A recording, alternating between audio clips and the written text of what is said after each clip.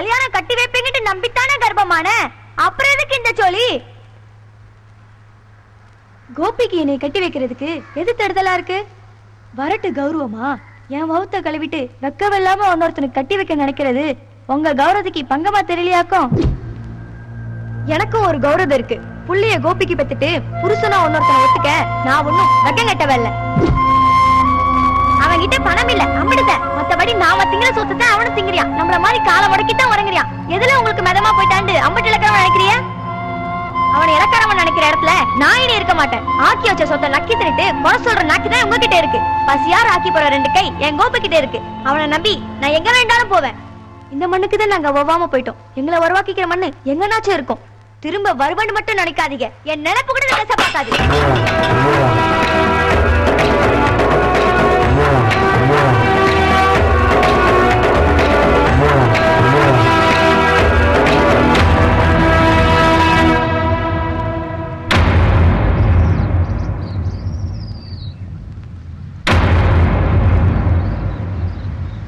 உன்னை நான் தடுக்க வரல.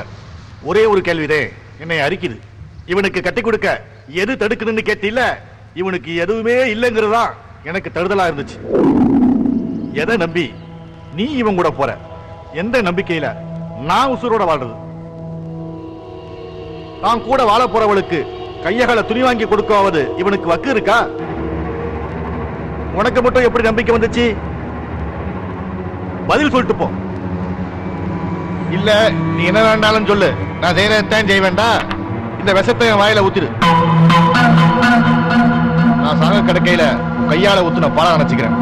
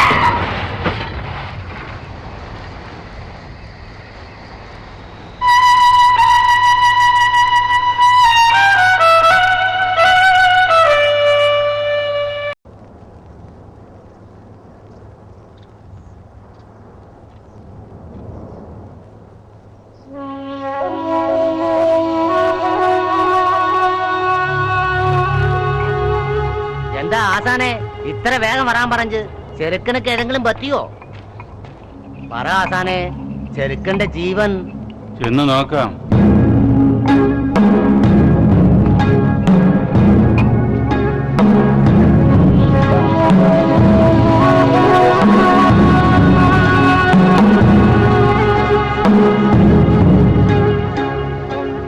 எந்த குருவாயூரப்பா, சந்தோஷம். தம்பி, உனக்கு என்னைய தெரியாது. அன்னைக்கு வேகமா ஓடி வந்து என்னோட லாரிலியாக்கும் நீ விழுந்தது பார்த்துட்டு அப்படியே விட்டுட்டு போறதுக்கு மனசு இல்லாம நானாக்கும் ஆசான் இடத்துல கொண்டு வந்து சேர்த்தது. ஆசான் வலிய ஆளா. சரி, உன்னோட பேர் என்ன? ஊரையாவது சொல்லு, நான் கொண்டு போய் விட்டுறேன்.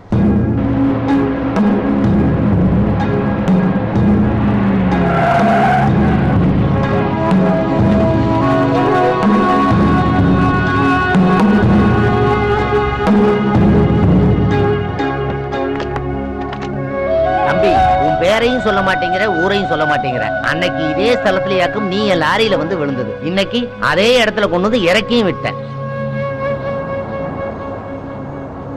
எனக்குள்ள இருந்த நம்பிக்கை பொங்கிருச்சு. செம்ம காத்திருந்த இளவரசிய கூடுதலா இந்த 3 மாத்தையும் காக்க வச்சுட்டோமேன்னு நெஞ்சடிச்சாலும் அவ நினைப்பே எனக்கு தெம்பு கொடுத்துச்சு. இனி இந்த கோலத்துல பார்த்தா இளவரசி தாங்குவாளான்னு தெரியல.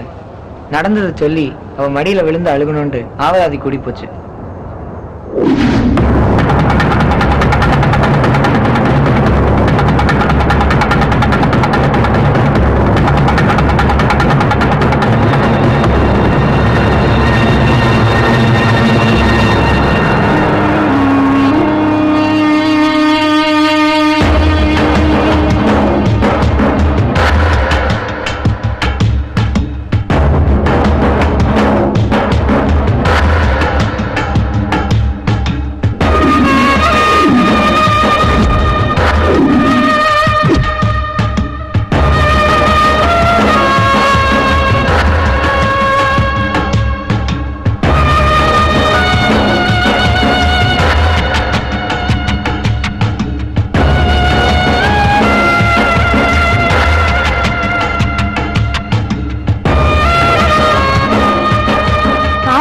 தைரியம் கொடுக்கறது என் பொறுப்பு.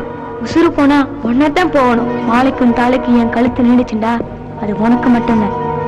நான் போனமா போனா கூட உன் பொண்டாட்டியா தான் போகணும்.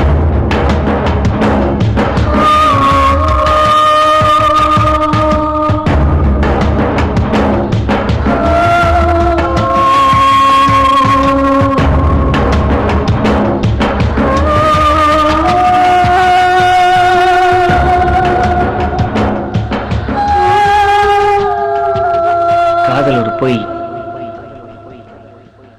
காதல் ஒரு மாயை,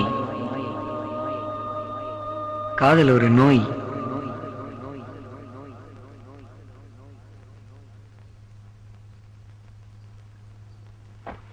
படிச்சிட்டீங்களா? நல்ல கதை ஆண்டி. இந்த கதையை படிக்கும்போது ஒரு விஷயம் புரியுது. காதல்ல தோத்து போன யாரோ ஒருத்தர் எழுதின கதையை படிச்சா எங்க காதல் பிரிஞ்சிருமா என்ன? ஒவ்வொரு நாளும் எத்தனை காதல் தோத்து தான் இருக்கு, எத்தனை லவ் செத்து தான் இருக்காங்க. அதுக்கெல்லாம் பயந்து யாரும் லவ் பண்ணாம இல்லை. ஒரு நாள் லவ் பண்ற எல்லாருமே நம்ம காதல் ஜெயிக்கணும்ன்ற நம்பிக்கையில தான் வாழ்ந்துட்டு இருக்காங்க. இன்ஃபேக்ட் 16 படிச்சதுக்கு அப்புறம் தான் எனக்கு இந்த மாதிரி இருக்கு காதல் இன்னும் அதிகமா இருக்கு.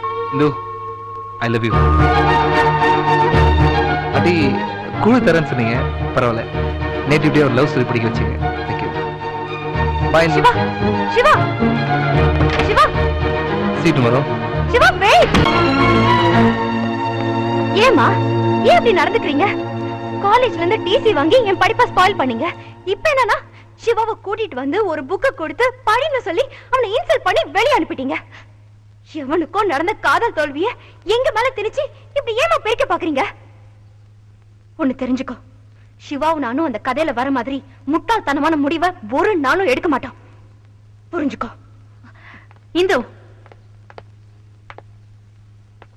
முட்டாள்தனமா எவனோ எடுத்த முடிவு கிடையாது.